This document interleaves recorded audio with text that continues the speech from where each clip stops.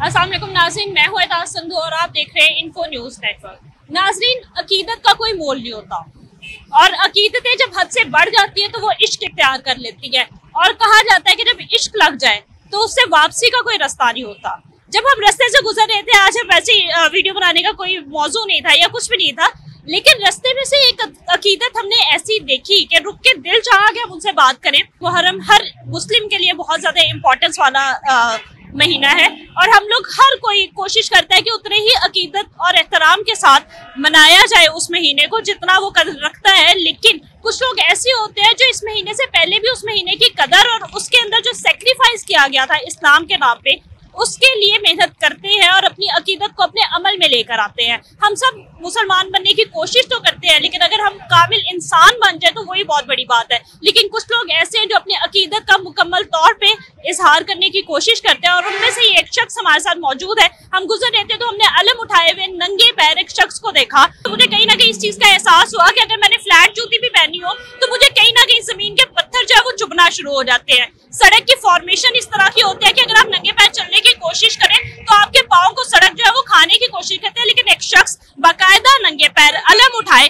अपनी मोहब्बत का इजहार कर रहे हैं। हम कोशिश करेंगे कि उनसे बात करें और उनसे पूछें कि आखिर वो कौन सा इश्क है जो उनको इस नहज पे लेकर आया। अस्सलाम वालेकुम। वालेकुम सलाम जी, क्या हाल चाल आप?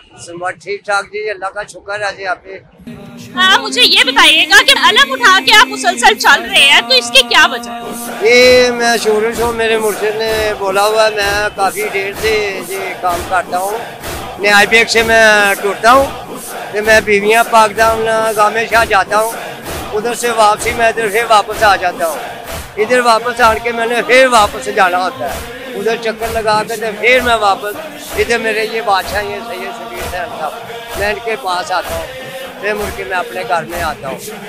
नाज़रीन, जो ये डिस्टेंस बता रहे जो लाहौर के नहीं है, वो तकरीबन ये डिस्टेंस जो है वो 44 किलोमीटर बनेगा जो ये शख्स जो है वो पैदल तय करते हैं। मुझे ये भी बताइएगा कि आपको कितना अरसा हो गया इसी तरह नंगे पैर अकीदत से अलम उठाए? ये मुझे कुछ तकरीबन 5-6 महीने हो गए हैं जी, 5-6 महीने हो गए हैं। ये सारे अच्छे अच्छे लोग जो गिरते हैं टूटते हैं, किसी को क्या देते हैं, ये इमरान हो गया, ये शबाब शरीफ हो गया, किसी गरीब की तो सुनते ही नहीं। ये कहते हैं गरीब नहीं रहने देंगे कितने रहने देना, असं अपनी मन्नत मानने रब रोटी देता है और राह जाते हैं, मुझे मिलते हैं, मेरे मुझसे की खिदमत करते हैं, हम भी करते हैं। हम सिर्फ इसी लाइन पे टुरे हैं, मेरे पाँव में जूती नहीं है, मैं पैरों नंगा ही ऐसे ही बैठता हूँ, ऐसे ही मैं आता हूँ, ऐसे ही जाता हूँ। नहीं तो आपने ये कब सोचा था कि अलम उठा के चलना है? ये कब दिमाग में आया? क्योंकि ये बहुत बड़ा फैसला है ना कि आप नंगे पैर इस तरह सड़कों पे चले, तो ये कब आपने सोचा? ये मुझे को हो गए हैं 8-7 महीने हो गए हैं। ये मैंने कहा कि जब मेरे ये बाबा जी फौत हुए हैं, साल को है, उसी टाइम मैंने ये फिर सोचा। उसने बोला कि तू आप ये काम करेगा ना तो आपको कुछ भी नहीं होगा। जुमेरात की जुमेरात जहाँ तेरा दिल करे तू जा सकना, तुम जाओ। मैं जाता हूँ, जुमेरात को भी जाता हूँ, लेकिन मुझे अल्लाह का बड़ा शुक्र है, मैं ठीक हूँ। मुझे कोई बीमारी नहीं, कोई ऐसा काम नहीं है, कोई परेशानी नहीं आती। मेरे ये बादशाह मेरे साथ है, कोई परेशानी होती है तो मैं इनको चूम लेता हूँ, मैं ठीक हो जाता हूँ। अच्छा, तो ये आपके पाँव पे छाले पड़ते हैं क्योंकि इतना सफर नीचे पता नहीं क्या क्या होता है जमीन पे? तो वो तो गीटियाँ तो लगती हैं ने, जगह गर्म होती है, लेकिन कई लोग कहते हैं जूती पहनो, मैं जूती नहीं पहनता। मैं वैसे पैदल चलता, मैं कहना जूती नहीं मैं पहन सकता क्योंकि ये पाक शहर है, ये पाक साहब शहर है, गाजीवास का ये अलम है, इसके साथ मैं जूती नहीं पहन सकता। मैं अपने आप को खुद साफ सुथरा रखा हुआ, मैं रोटी खाऊँ ना खाऊँ, मैं अपने आप को साफ रखना है, इसको कोई शह ऐसी ना लगे। मैं ज़मीन पे नहीं लगन देता इसको, जूती इसलिए नहीं पहनते कि देखने वाला कहेगा कि यार ये तो मजाक कर रहा है, ये तो मांगने वाला है। मैं मांगता नहीं, मुझे हर बंदा आदमी सलाम भी करता है, जो किसी ने देना होता है मेरी जेब में बाहर डाल देता है, 10 हो 20 हो 100 50। मैं किसी से मांगता नहीं हूँ, लेकिन ये मैं सफ़र अपने बाबे की वजह से मैं जरूर करता है। अच्छा, मुझे ये बताइएगा कि अलम आप उठा के फिर रहे हैं, अकीदत आपके अंदर बहुत ज्यादा है, तो कितनी मुरादें अभी तक पूरी हो गई है? अल्लाह का शुक्र है, जो भी मैंने कहा ना वो मेरी मुराद पूरी हुई है। मेरा भाई भी बीमार था, वो भी ठीक हो गया। एक भाई फौत होया, उसको कैंसर था, वो ऑपरेशन की वजह से। बाकी बहनों भाइयों से जो भी मैंने दुआ मांगी, मेरे बहन भाई सब ठीक है।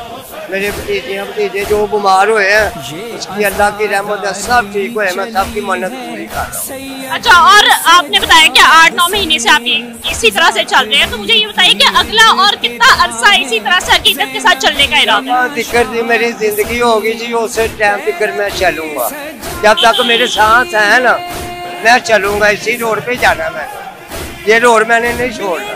लोग कहते हैं जूती पहनो, मैं ला देता हूँ, पैसे नहीं है फलानी से, मैंने कहा नहीं मेरे पास है, मैं खुद जूती नहीं पहन, मैं इसके साथ जूती नहीं पहन सकता, ये पाक साहब है, मैं इसके साथ जूती नहीं पहन सकता। बहुत शुक्रिया आपका। नाजरीन, बहुत खूबसूरत बात जो इन्होंने की कि इश्क पाकीज़ा चीज है, और अगर वो खास तौर पे ऊपर वाली जात से किया जाए और अपने नबी से और अपने अहले बैत से किया जाए तो वो और ज्यादा पाकीज़ा हो जाता है। और जिसका तकद्दुस ये है कि आप कम से कम अगर उस चीज को उठा रहे हैं, अलम को उठा रहे हैं, मौला अब्बास का अलम है, और वो हस्ती इतनी बड़ी है कि उसको कभी भी जूती पहन के आप नहीं पकड़ सकते। आपको अगर उसको पकड़ना है तो आपको चाहे आपके पेट में कुछ है या नहीं है, लेकिन आपको इतना ख्याल रखना पड़ेगा कि आप बावजू हो के, नहा धो के, गुस्ल करके उसको पकड़े। और इनका इरादा है कि ये पूरी जिंदगी जब तक इनके सांस चलेंगे ये मौला अब्बास का अलम इसी तरह से उठा के चलते रहेंगे। बहुत शुक्रिया।